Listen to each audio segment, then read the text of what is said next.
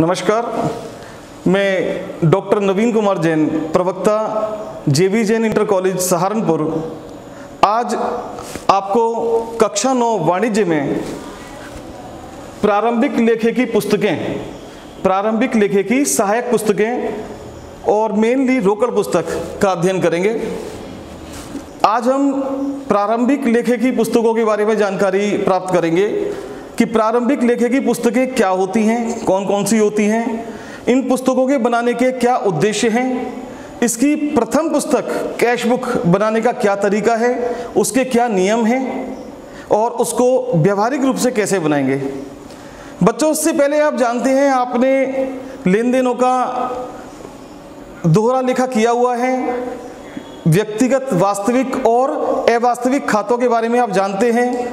रोजनामचा और खाता बही में खतौनी आपने की हुई है। प्रारंभिक लेखे की पुस्तकें सामान्यतः व्यापारी जितने भी व्यापार में लेन देन होते हैं उन सभी लेन देनों को रोजनामचे में लिखता है, जर्नल में लिखता है। लेकिन जैसे जैसे व्यापार का आकार बढ़ता जाता है वो लेन देन भी बढ़ते जाते हैं और जब बहुत अधिक लेन देन हो जाते हैं तो उन अधिक लेन देनों को रोजनामचे के माध्यम से लिखकर खाते बनाना कठिन हो जाता है, असुविधाजनक हो जाता है। बहुत सारे लेन देन ऐसे होते हैं जो एक ही प्रकृति के होते हैं। नकद माल खरीदना या नकद लेन देन होना, माल खरीदना, माल बेचना, माल वापस आना, माल वापस करना, प्राप्य विपत्र आना, देय विपत्र देना। तो इस प्रकार एक जैसे लेन देनों को इकट्ठा करने के लिए कुछ बहियां अलग अलग बना दी जाती हैं। उन बहियों को प्रारंभिक लेखे की बहियां या प्रारंभिक लेखे की पुस्तकें कहते हैं। इन्हें हम सहायक बहियां भी कहते हैं। अब प्रमुख सहायक बहियां कौन कौन सी हैं ये मैं आपको बता रहा हूं। सबसे पहली सहायक बही है रोकड़ बही, कैश बुक, जिसका हम इस भाग में अध्ययन करेंगे। कैश बुक 4 प्रकार की होती है। 1 खाने वाली रोकड़ बही, 2 खाने वाली रोकड़ बही, 3 खाने वाली रोकड़ बही और खुदरा रोकड़ बही। इसकी डिटेल्ड स्टडी हम आगे करेंगे। कैश बुक के बारे में थोड़ा सा बता दूं कि जितने भी नकद लेन देन होते हैं, जिनसे कैश आता है, जिनसे कैश जाता है, उसका लेखा रोकड़ बही में करते हैं। अगली बही है क्रय बही, परचेज बुक। उधार माल जितना खरीदा, माल के बारे में बता रहा हूं, उधार माल जितना खरीदा उसका लेखा क्रय बही में करते हैं। अगला है विक्रय बही, जितना भी उधार माल बेचा गया उसका लेखा विक्रय बही में किया जाता है। अगला है क्रय वापसी बही, जो भी माल हम उधार खरीदेंगे उसको हम वापस करेंगे तो उसका लेखा क्रय वापसी बही में किया जाएगा। अगला है विक्रय वापसी बही, जितना भी हम उधार माल बेचेंगे और वो बिका हुआ माल में से कुछ माल वापस आएगा उसका लेखा विक्रय वापसी बही में किया जाता है। प्राप्य विपत्र बही, जितने भी बिलों पर हम स्वीकृति प्राप्त करते हैं उन बिलों का लेखा प्राप्य विपत्र बही में किया जाता है। नेक्स्ट है देय विपत्र बही, बिल्स पेबल बुक, जितने भी बिलों पर हम लोग स्वीकृति देते हैं उनका लेखा देय विपत्र बही में किया जाएगा। और मुख्य रोजनामचा, कोई भी लेन देन जो इन किसी बही में नहीं आएगा उसका लेखा मुख्य रोजनामचे में किया जाएगा। प्रारंभिक लेखे की पुस्तकों का महत्व, उपयोगिता या लाभ, चाहे महत्व पूछें, उपयोगिता पूछें, लाभ पूछें, आपको ये पॉइंट्स लिखने हैं। इसका पहला लाभ है कार्य का बंटवारा। प्रारंभिक लेखे की पुस्तकें बनाने से कार्य बंट जाता है। जो कार्य पहले एक व्यक्ति कर रहा था वो कार्य अब कई लोग मिलकर कर सकते हैं। परचेज बुक किसी को दे दी, सेल्स बुक किसी को दे दी, वो कार्य बंट जाता है, कार्य आसान हो जाता है। दूसरा इसका लाभ है व्यवसाय की विस्तृत जानकारी एक स्थान पर प्राप्त होना। एक व्यवसाय के बारे में जो भी जानकारी प्राप्त करनी हो, कुल कितना रोकड़ी लेन देन हुआ, कितना कैश बच रहा है, कुल कितना उधार खरीदा, कुल कितना उधार बेचा, हम इन पुस्तकों को देखकर ज्ञात कर सकते हैं। खतौनी करने में सुविधा, खतौनी की एंट्री कम हो जाती हैं। जैसे सेल्स बुक को ले लें, विक्रय बही को ले लें, एक दिन में 10 बार माल बेचा, विक्रय बही में हमने 10 बार एंट्री कर दी, लेकिन इसका टोटल विक्रय खाते में कर देंगे एक बार में, तो एंट्री कम हो जाती है और खतौनी आसान हो जाती है। अंकेक्षण कार्य में सुविधा। अंकेक्षण खातों को जांचने में, खातों को चेक करने में, जो भी व्यक्ति हमारे खाते चेक करेगा, अलग अलग बहियों को अलग अलग वाउचर से चेक करना आसान हो जाता है। सभी प्रकार के व्यवसाय के लिए उपयुक्त। व्यवसाय का आकार छोटा है, व्यवसाय का आकार बड़ा है, हर प्रकार के व्यवसाय के लिए प्रारंभिक लेखे की पुस्तकें आसान रहती हैं। कार्य में निपुणता। कार्य में निपुणता आ जाती है। इसका रीजन क्या है? उदाहरण के लिए हम एक व्यक्ति को सेल्स बुक लिखने को देते हैं, तो वो सेल्स बुक की एंट्री एक बार उसे समझा दी जाती है, वो सेल्स बुक की एंट्री करता रहता है, तो वो एक ही कार्य को जब लगातार करता है तो वो उस कार्य को करने में निपुण हो जाता है। आंतरिक नियंत्रण में सहायक। एक व्यापारी अगर सभी एंट्री इकट्ठी हैं रोजनामचे के माध्यम से, तो एक व्यापारी उन रोजनामचे की एंट्रीज को देखकर व्यापार को कंट्रोल नहीं कर सकता। लेकिन अगर अलग अलग बहियां हैं तो जब चाहे जिस भी वस्तु के, जिस भी विषय के बारे में जानकारी चाहे, क्रय के बारे में, विक्रय के बारे में, रोकड़ के बारे में, तो वो एकदम जानकारी हासिल कर सकता है। इससे व्यवसाय पर प्रभावी नियंत्रण बना रहता है। और बहियों को लाने ले जाने में सुविधा। किसी भी बही को किसी भी कार्य करने के लिए कहीं भी इधर से उधर स्थान पर ले जाया जा सकता है, क्योंकि सभी चीज़ों की अलग अलग बहियां होती हैं। अब बात करते हैं रोकड़ बही या रोकड़ पुस्तक की। रोकड़ बही क्या है? जैसा अभी मैंने आपको बताया था कि जितना भी कैश आता है, जितना भी कैश जाता है, उस कैश के आने जाने का लेखा जिस बही में किया जाता है वो रोकड़ बही होती है। कैसा भी लेन देन हो, कैसा भी लेन देन हो, व्यक्तिगत लेन देन हो, वास्तविक लेन देन हो, लेकिन अगर कैश आ रहा है और कैश जा रहा है तो उसका लेखा रोकड़ बही में किया जाता है। रोकड़ बही की खास बात क्या है कि रोकड़ बही है तो बही, लेकिन ये खाते का भी काम करती है। रोकड़ बही बनाने के बाद अलग से खाता बनाने की आवश्यकता नहीं पड़ती और इसका शेष भी रोकड़ खाते की तरह ही निकाला जाता है। रोकड़ बही कितने प्रकार की होती है? रोकड़ बही 4 प्रकार की होती है। साधारण या एक खाने वाली रोकड़ बही। नंबर 2 खाने वाली रोकड़ बही। इन दोनों रोकड़ बहियों का अध्ययन हम इस भाग में कर रहे हैं। इसके बाद 3 खाने वाली रोकड़ बही और लघु या खुदरा रोकड़ बही, इसका अध्ययन हम अगले भाग में करेंगे। साधारण या एक खाने वाली रोकड़ बही, एक खाना क्यों कहते हैं? क्योंकि इसके 2 पक्ष होते हैं, एक ऋणी पक्ष और ये धनी पक्ष। इसके ऋणी पक्ष और धनी पक्ष में धनराशि लिखने का एक एक खाना होता है, इसलिए इसे एक खाने वाली रोकड़ बही कहते हैं। इसका प्रारूप समझ लीजिए। पहले दिनांक, फिर विवरण, फिर प्रमाणक संख्या, खाता प्रश्न संख्या, धनराशि, ये ऋणी वाली धनराशि है। फिर दिनांक, विवरण, प्रमाणक संख्या, खाता प्रश्न संख्या, धनराशि, ये धनी वाली धनराशि है। अब इसे प्रविष्टि करने की विधि क्या है? बिल्कुल सिंपल विधि है, बिल्कुल आसान विधि है। जैसे ये रोकड़ बही है, ये इसका ऋणी पक्ष है यहाँ तक का और यहाँ तक का ही धनी पक्ष है। हमारे पास रोकड़ बही का सिर्फ एक ही फॉर्मूला है। हमें क्या देखना है? रोकड़ आई या रोकड़ गई, कैश आया या कैश गया। अगर कैश आया तो इसका पक्ष, इसका लेखा ऋणी पक्ष में किया जाएगा। कैश आया तो ऋणी पक्ष में, कैश गया तो धनी पक्ष में। इसका सिंपल सा एक ही फंडा है कि कैश आ रहा है या कैश जा रहा है। आया तो ऋणी पक्ष में, गया तो धनी पक्ष में।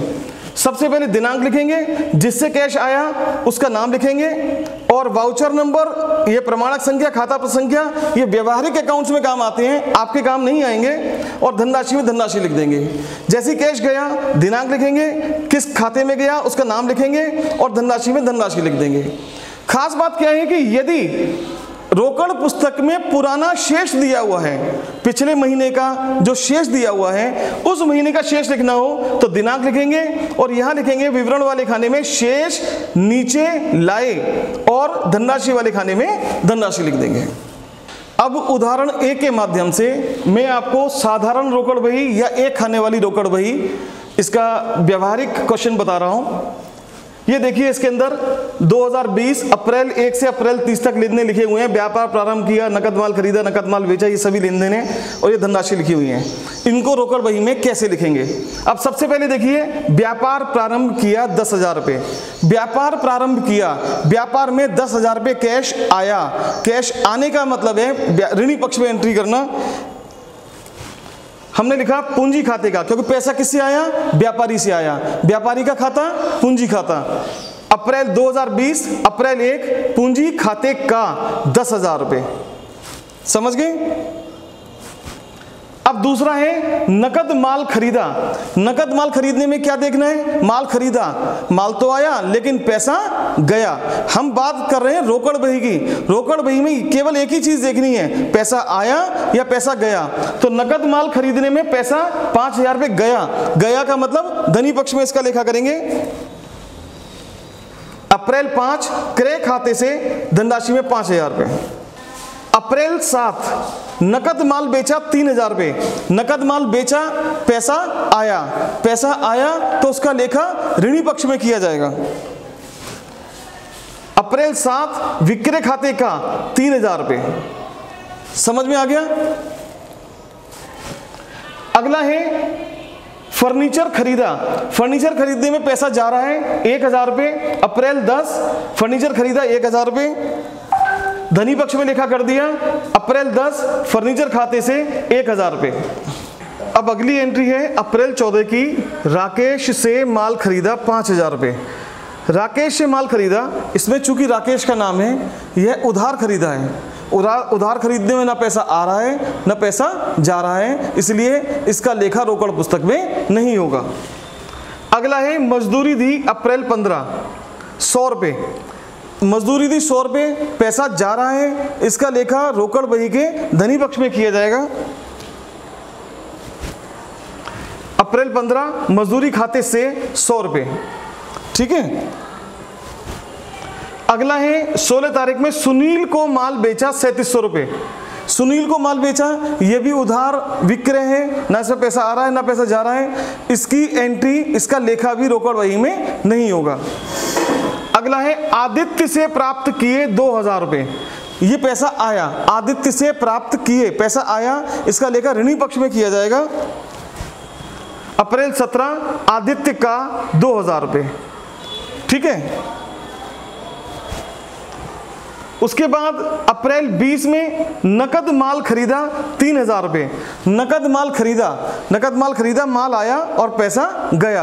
पैसा गया तो इसके लेखा धनी पक्ष में किया जाएगा। 20 तारीख में क्रय खाते से 3,000 रुपये। इसके बाद 24 तारीख में राकेश को रोकड़ दी 2,500 रुपये।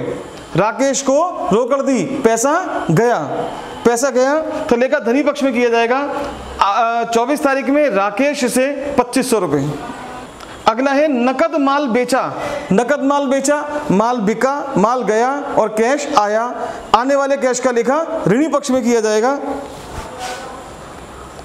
25 तारीख में विक्रय खाते का 4,000 रुपये।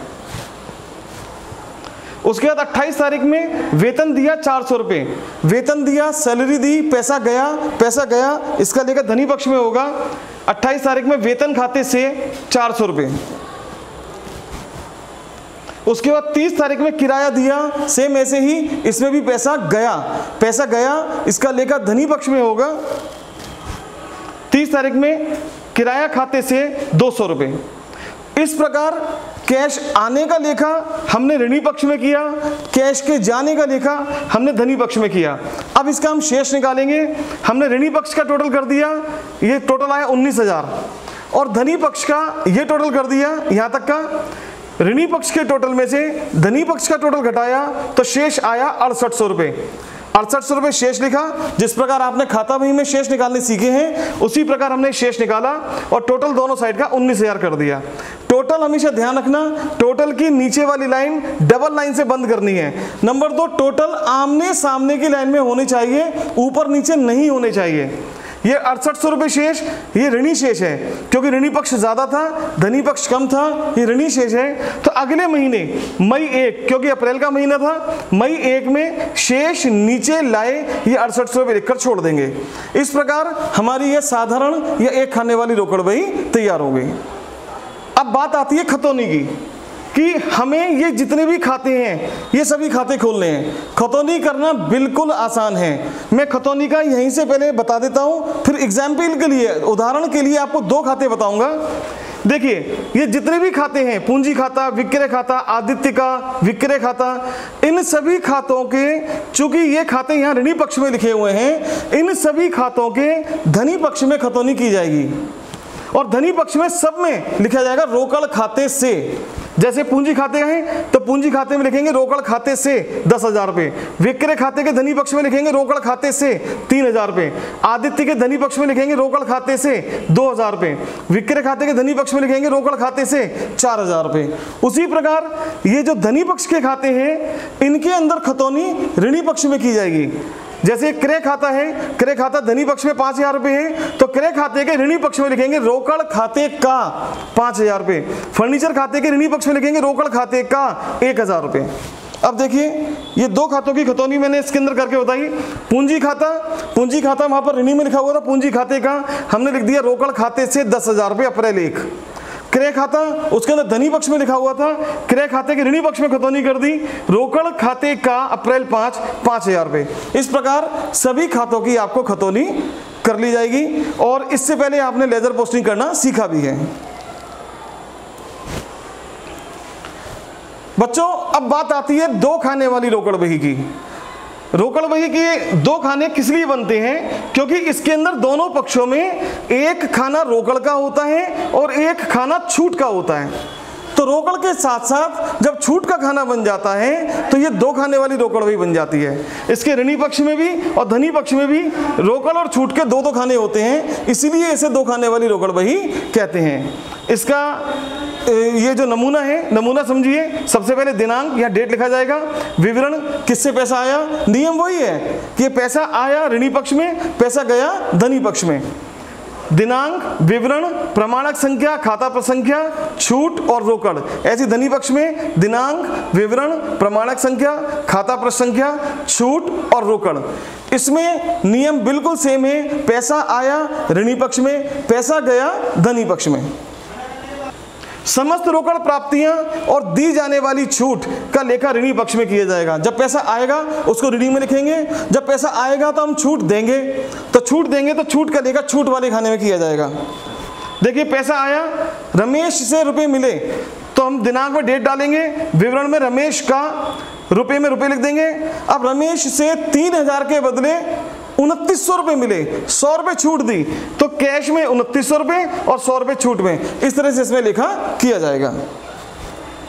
समस्त रोकड़ भुगतान एवं प्राप्त छूट का लेखा धनी पक्ष में किया जाएगा। पैसा जा रहा है तो उसका लेखा धनी पक्ष में, जब पैसा जाएगा तो छूट मिलेगी, तो पैसा जाने का लेखा और मिली हुई छूट का लेखा धनी पक्ष में किया जाता है। अब ध्यान क्या रखना है कि समस्त लेखे करने के बाद बात आती है शेष निकालने की। तो ध्यान रखना कि छूट खाते का शेष नहीं निकाला जाएगा। ऋणी पक्ष के छूट खाते का टोटल अलग कर लो, धनी पक्ष के छूट खाते का टोटल अलग कर लो। दोनों का टोटल एज इट इज होना है, चाहे कम हो चाहे ज्यादा हो, उसका शेष नहीं निकलेगा। और रोकड़ वाले खाने का टोटल एज इट इज निकलेगा, जैसे हमने एक खाने वाली रोकड़ बही में सीखा है। अब ये क्वेश्चन के माध्यम से मैसर शीतलनाथ ट्रेडर्स के यहाँ निम्नांकित लेन देनों से दो खाने वाली रोकड़ बही तैयार कीजिए एवं खाता बही में खतौनी कीजिए। अब ये दो खाने वाली रोकड़ बही के लेन देन है, इसको मैं एक एक लेन देन पढ़ रहा हूँ और एक एक लेन देन से खाता बही में खतौनी खाता बही तैयार कर रहा हूँ। ये शीतलनाथ ट्रेडर्स की दो खाने वाली रोकड़ बही, ये खाने कीजिए दिनांक, विवरण, प्रमाणक संख्या, खाता प्रसंख्या, छूट और रोकड़। ऐसी धनी पक्ष में दिनांक, विवरण, प्रमाणक संख्या, खाता प्रसंख्या, छूट और रोकड़। अब देखिए सबसे पहले रोकड़ शेष है 5,000 रुपये, जून 1, यहां लिख दिया जून 1 2020, सन एक ही बार लिखना है, 2020 जून 1, शेष नीचे लाए 5,000 रुपये, ये रोकड़ शेष है। उसके बाद देखिए जून 5 में नकद माल खरीदा, फिर वही चीज सोचेंगे, नकद माल खरीदा, माल आया लेकिन पैसा गया तो उसका लिखा कहां होगा, धनी पक्ष में होगा। नकद माल खरीदा जून 5 में क्रय खाते से 2,500 रुपये। अगला है बैंक में जमा कराए, पैसा गया, बैंक में पैसा गया तो पैसे जाने की एंट्री धनी पक्ष में की जाएगी। जून 8 बैंक खाते से 2,000 रुपये। उसके बाद है अभिजीत से रोकड़ प्राप्त की, पैसा हमारे पास आया, अभिजीत से पैसा आया 4,510 रुपये और उन्हें छूट दी 90 रुपये, तो इसका लेखा ऋणी पक्ष में किया जाएगा। जून 12 अभिजीत का रोकड़ में 4510 और छूट में 90 रुपये।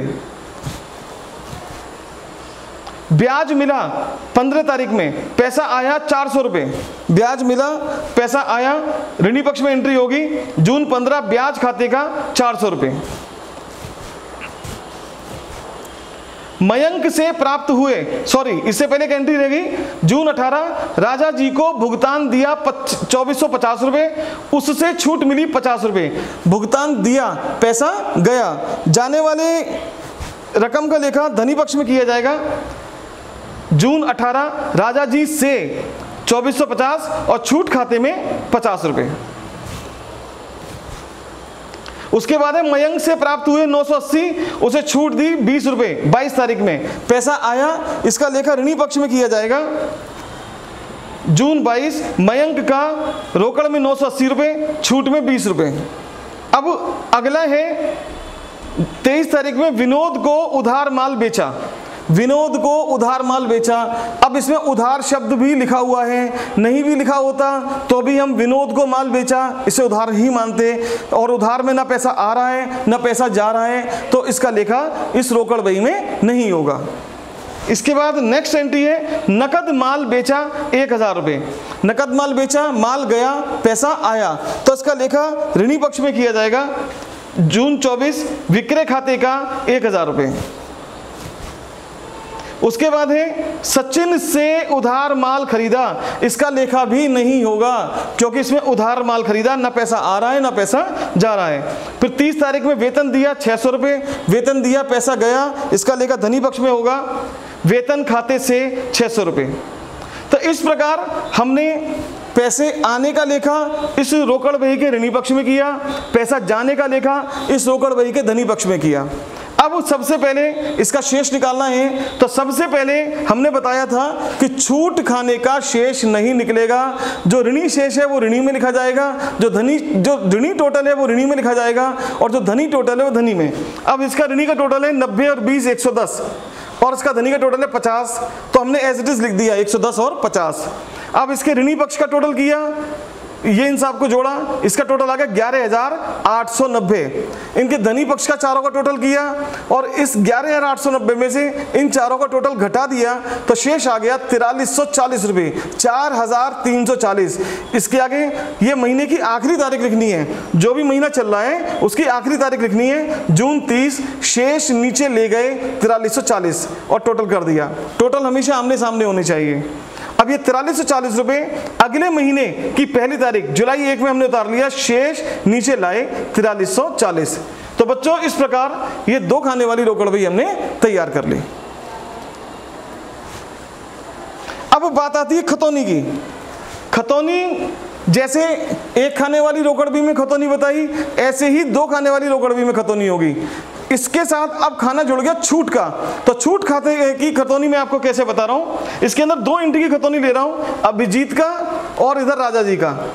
तो देखिए अभिजीत यहां पर ऋणी पक्ष में है, अभिजीत रोकड़ बही के ऋणी पक्ष में है, तो अभिजीत के खाते में ये खतौनी धनी पक्ष में होगी और दोनों चीजों से होगी, रोकड़ खाते से 4510, छूट खाते से 90 रुपये। ये देखिए अभिजीत का खाता खोला जून 12, रोकड़ खाते से 4510, जून 12 छूट खाते से 90। अब लेते हैं राजा जी का। राजा जी से 2450 रुपये यहाँ धनी पक्ष में लिखे हुए हैं, 50 रुपये छूट में लिखे हुए हैं, तो इसकी लेजर पोस्टिंग राजा जी के ऋणी पक्ष में हो जाएगी। रोकड़ खाते का 2450 और छूट खाते का 50। इस प्रकार सभी खातों में पोस्टिंग हो जाती है। अब बात आती है छूट खाते में पोस्टिंग कैसे होगी। छूट खाते का ये ऋणी पक्ष का टोटल है 110, तो ये छूट खाते के ऋणी पक्ष में, छूट खाते के ऋणी पक्ष में 110 रुपये लिख देंगे विविध का रोकड़ पुस्तक के अनुसार, और छूट खाते के धनी पक्ष में 50 रुपये लिख देंगे विविध से 50 रुपये रोकड़ पुस्तक के अनुसार। तो इस प्रकार दो खाने वाली रोकड़ बही की हमने खतौनी कर ली। अब अभ्यास हेतु प्रश्न, कुछ प्रश्न मैं बता रहा हूं, जितना टॉपिक मैंने आपको पढ़ाया उससे रिलेटेड कुछ प्रश्न हैं। प्रारंभिक लेखे की पुस्तकों से क्या आशय है? ऐसी सभी पुस्तकें जो रोज नामचे के ऑप्शन में रोज नामचे के बदले लिखी जाती हैं और अलग अलग भागों में विभक्त करके लिखी जाती हैं, ऐसी सभी पुस्तकें प्रारंभिक लेखे की पुस्तकें कहलाती हैं। ये सहायक पुस्तकें भी कहलाती हैं। प्रारंभिक लेखे की प्रमुख पुस्तकों के नाम लिखो, वो आपको मैंने नाम बताए। प्रमुख पुस्तक है रोकड़ पुस्तक, फिर क्रय पुस्तक, फिर विक्रय पुस्तक, फिर क्रय वापसी पुस्तक, विक्रय वापसी पुस्तक, प्राप्य विपत्र पुस्तक, देय विपत्र पुस्तक और मुख्य रोजनामचा। इनके नाम लिखेंगे।